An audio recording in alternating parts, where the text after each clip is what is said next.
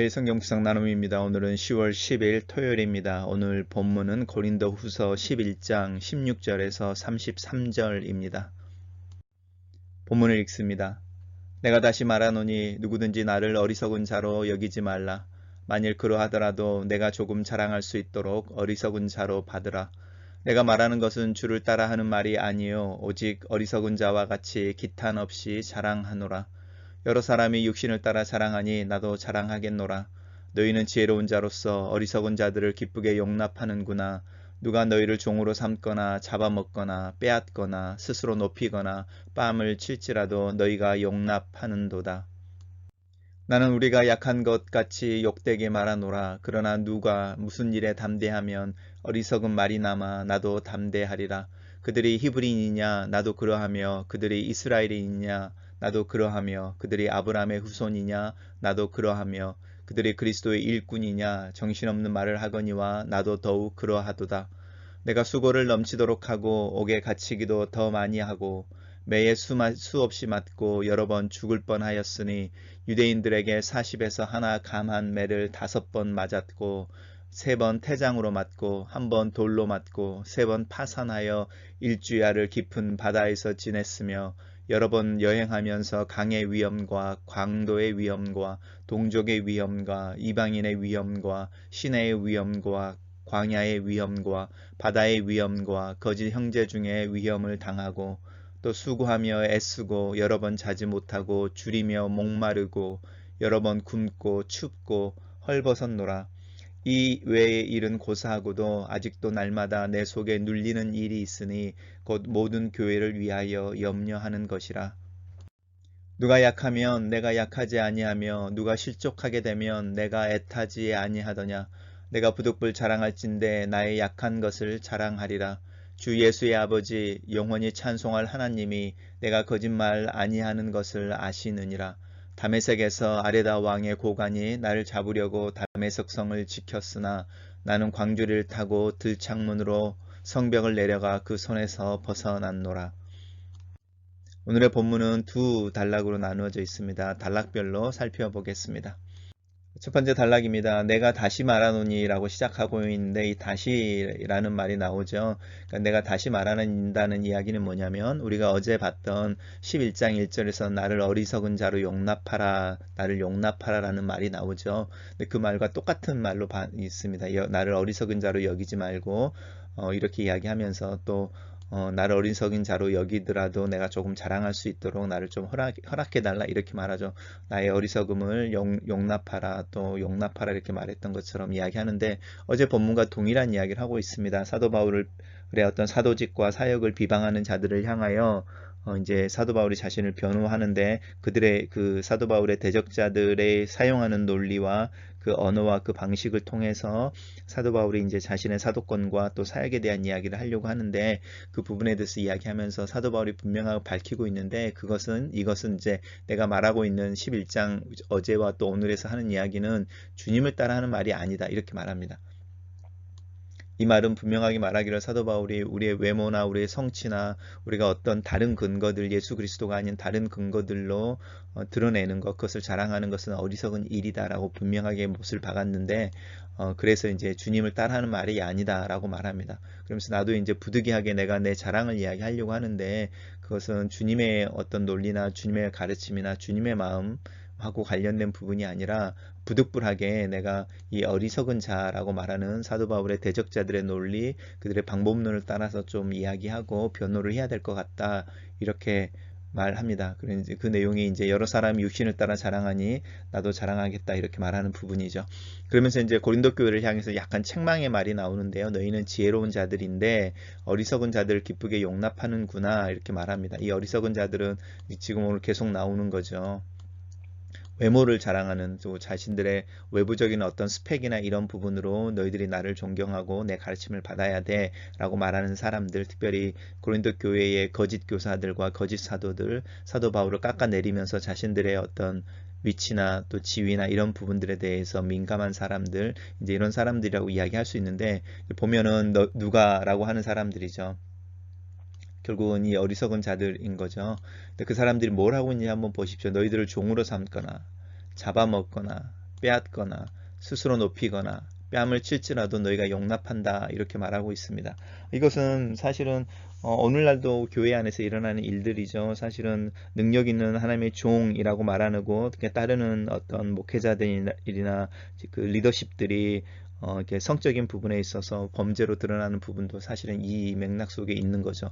그리고 또 자신들의 삶이 그 소위 말하는 능력이 있다고 말하는 주님의 종들에게 예속되어지고 또 결박되어지고 자유롭지 않게 되고 그들의 말 한마디 없이는 이렇게 마음의 평안도 없고 이렇게 점점 그 사람에게 사로잡혀 가는 것을 알지 못하고 그럼에도 불구하고 그들을 따르고 또 그들을 오히려 그들의 말에 꼬박 죽고 막 이런 모습들을 볼 수 있는데 이제 사도 바울이 그 이야기를 하는 겁니다. 너희들이 오히려 그들의 종이 되어지고 또 그들에게 이렇게 잡아먹힌다고 말하는 거니까요.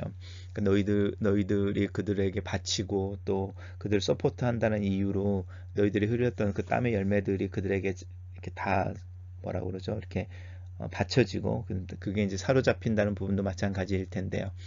빼앗기고 또 너희들이 스스로 그 사람들 앞에 섰을 때 나는 못났어 이렇게 말하고 뭐 이런 부분들에 대한 이야기를 하는데 그런 부분들을 너희들이 왜 분별하지 못하고 오히려 좋게 여기고 너희들을 향해서 해산의 수고를 감당하고 눈물과 또 애통해하고 근심하는 나는 이렇게 뭐라고 그러죠? 이렇게 부정하거나 아니면 또 내 그 모습에 대해서는 왜 이해를 못하는 거냐 이렇게 약간 책망하면서 한탄하고 있는 부분입니다.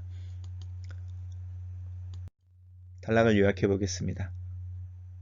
저는 이 단락을 바울은 고린도 교회가 거짓 사도들과 교사들의 속임과 자신의 수고를 구별하지 못하는 것을 안타까워하며 스스로 어리석은 자랑을 시작한다 이렇게 요약했습니다. 두 번째 단락에서 나는 우리가 약한 것 같이 욕되게 말하노라 이렇게 말하는데요. 내가 자랑하려고 하는 것은 우리의 약함이다 이렇게 말하는 부분입니다. 왜냐하면 우리의 연약함과 부족함 속에서 하나님의 영광과 또 주님의 능력이 나타나기 때문이죠. 그러나 라고 말하면서 그러나 누가 무슨 일에 담대하면 이렇게 말하는 그 사도 바울을 대적하고 또 고린도 교회를 어지럽히는 자들이 말하고 있는 그 내용에 대해서 나도 바로 이렇게 똑같이 대응해 줄 수 있어 라고 말하는 부분입니다. 그러면서 하는 말이 너희 그들이 히브리인이냐? 그럼 나도 그렇다. 그들이 이스라엘인이냐? 나도 그렇다. 그들이 아브라함의 후손이냐? 나도 그렇다. 이렇게 표현하고 있습니다. 즉 사도 바울의 사도권이나 또 사도 바울의 인격을 비난했던 사람들 또 고린도 교회의 거짓된 복음을 가르쳤다고 말하는 이 거짓된 복음은 유대인들의 어떤 절기라든지 율례라고 말하는 것 대표적인 이제 할례인 거죠. 그런 것들을 지켜야만 된다라고 말하면 그것들을 통해서만 구원을 얻는 것, 예수를 믿는 것만으로 충분하지 않고 유대인의 유전과 장로들의 가르침과 어떤 규례라고 말하는 부분들을 지켜야 된다고 말하는 사람들이 있었는데 이제 그 사람들이 다 헬라파 유대인 즉 말하면 이제 이방인이었다가 그리스도인이 된 사람들이 아니라 오히려 이제 유대파 그리스도인들 예루살렘에서 내려온 사람들이었을 가능성이 많죠. 그러면서 이제 좀 더 이야기를 합니다. 그래서 그들이 그리스도 일꾼이냐 나는 더욱더 그러하다라고 말하고 있는데 여기에 이제 정신없는 말을 하거니와라는 말이 들어가 있죠. 이 말은 이제 약간 수사학적인 표현인데 방언을 한다든지 종교적으로 황홀경에서 어떤 이야기를 한다는 뜻이 아니고요. 자신들도 알지 못하는 말들을 한다. 그러니까 깨닫지 못하고 자신들도 이해하지 못하는 것을 가르치고 있는데 그럼에도 불구하고 그들이 그리스도 일꾼이라고 백배 양보해서 치자 내가 더 그렇다 이렇게 말하는 부분이죠. 그러면서 이제 사도 바울이 직접 사역하면서 경험했던 그 고난에 대해서 이야기를 합니다. 수고를 넘치도록 했고 옥에 갇히기도 더 많이 했고 매를 수없이 맞았고 죽을 뻔했다 이렇게 말하면서 이제 그것을 구체적으로 말하는 부분입니다. 매를 맞는 것에 대해서 이야기할 때는 유대인들에게는 40에 하나가만 매를 맞았으니까 39번 이렇게 39개의 태형인 거죠. 39번의 매를 맞는 태형을 5번이나 받았다 이렇게 말합니다. 이거는 이제 유대인들이 이렇게 유대의 어떤 전통적으로 내리는 형벌인 거고요. 3번 태장으로 맞고라고 말하는 이것은 이제 그 로마의 어떤 형벌인데요. 그러니까 채찍으로 맞는 것이죠. 채찍 맨 끝에는 이렇게 쇠로 된 어떤 그게 있어서 이렇게 그 채찍으로 때리면은 이렇게 채찍이 몸을 감아서 그것을 당기면은 그 맨 끝에 달려 있는 그 쇠로 인해서 살이 파이고 뭐 이런 이야기를 하는 그런 굉장히 고통스러운 그 로마 스타일의 로마의 형벌인데 그것을 3번 맞았다 이렇게 말합니다.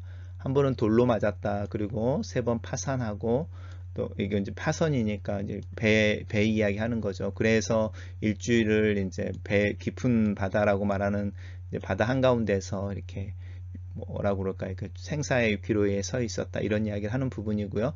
그 다음에 이제 여러 번 여행하면서 이야기하는 이 부분은 이제 육로로 여행하는 부분이죠. 앞에는 해로에 대한 이야기를 한다면 사도 바울이 선교 여행을 하면서 경험했던 그 경험들에 대한 이야기를 하고 있습니다. 또 거짓 형제 중에 위험을 당하기도 했다 이렇게 말하면서 이제 그 예수 그리스도를 믿는다고 말하는 사람들 중에도 그런 사람들이 있었던 어떤 사도 바울을 배반하고 오히려 위험을 당하게 했던 이들이 있었던 것에 대한 이야기를 하고 있습니다. 그 다음에는 좀 더 개인적인 이야기들이 나오는데 수고하고 애쓰고 자지 못하고 줄이고 목마르고 춥고 헐벗었다 이런 이야기를 하고 있습니다. 사도 바울이 얼마나 수고하면서 선교 사역을 했는지에 대한 이야기를 하고 있는데 그 일 외에도 라고 말하는 거죠. 이런 육체적인 고통이나 생명의 위협 포함해서 그것보다 훨씬 더 지금도 날마다 내 속에 눌리는 일이 있으니 이게 제일 고통스럽다는 거죠. 그게 무엇이냐면 모든 교회를 위하여 염려하는 것이다. 앞에 있는 육체적인 또 생명의 위협보다 내 마음에 더 고통스러운 게 있는데 교회를 염려하고 있는 그것에 대한 이야기를 하고 있습니다. 그러면서 누가 약하면 내가 약하지 아니하며 누가 실족하게 되면 내가 애타지 아니하더냐라고 말하는 거죠. 그러니까 내가 너희들을 사역하고 복음을 전할 때에 유모처럼 어미의 심정으로 그랬다. 약하다는 뜻은 실족하다는 뜻입니다. 누가 실족하거나 회의에 들어서 아니면 죄에 빠져서 하나님부터 너무 멀어지고 이럴 때에 내가 그들을 향하여 마음 상하게 하지 않더냐라는 부분인 거죠. 그리고 약하지 않다는 뜻은 뭐냐면 내가 그런 사람들을 정죄하거나 판단하거나 또 그런 사람들을 향하여 뭐 너는 구원을 못 받아서 믿음이 약해 이렇게 말하지 않고 그들과 옆에서 그들과 동일한 모습으로 서서 굉장히 젠틀하고 또 마음을 공유하는 모습으로 서 있었다 이렇게 이야기하는 거고요. 또 누가 이제 실족하면이죠. 실족하는 부분들에 대한 이야기인데 애타지 아니하더냐라고 말하는데 이 애탄다는 건 속이 탔다는 거죠. 우리가 속이 상한다는 말이 속이 탔다는 건데 불로 속이 이렇게 탔다 이런 뜻 문자 그대로 그런 뜻입니다. 그만큼 이게 그 마음으로 괴로워하고 힘들어했다라고 말하면서 내가 부득불 자랑할진대 나의 연약함을 자랑하리라 라고 말하고 있습니다. 그러면서 이제 연약함을 자랑하는 것 중에 대표적인 이야기가 이제 이 다메섹에서 있었던 일인데요.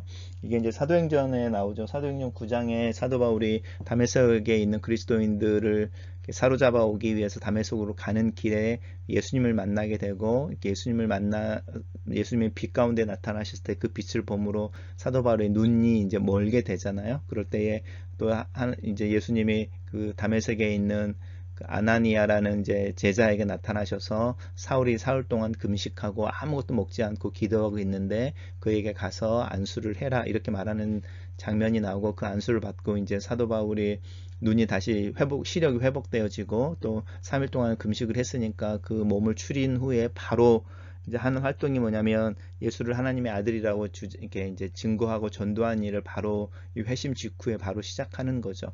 그럴 때에 이제 다메섹에 있던 유대인들이 이제 사도 바울을 배신자로 취급하고 사도 바울을 이렇게 죽이려고 하는 부분들이 나오는데 그때에 이제 그렇게 사도 바울을 적대시했던 유대인들의 대표 중에 하나로 아마 이 아레다 왕의 고관이라고 말하는 이 사람이 있지 않았을까 생각을 합니다. 이 아레다 왕은 그 당시에 다메섹을 이렇게 다스리던 헤롯 왕처럼 로마의 분봉왕으로 일반적으로 알려져 있습니다. 나를 잡으려고 했을 때 잡으려고 또 다메섹 성을 지켰지만 나는 강주를 타고 들창문으로 이렇게 성벽을 내려가 그 손에서 벗어났다 이렇게 말하는데 사도 바울은 아마 어쩌면 이 부분이 사도 바울의 약함을 자랑하는 것이잖아요. 그러니까 사도 바울의 기억 속에서 굉장히 부끄럽고 또 그 어떤 실패는 아니지만 도피라고 하는 거니까요. 수치스러운 어떤 모습이라고 평생에 여겨졌을지도 모르겠습니다. 왜냐하면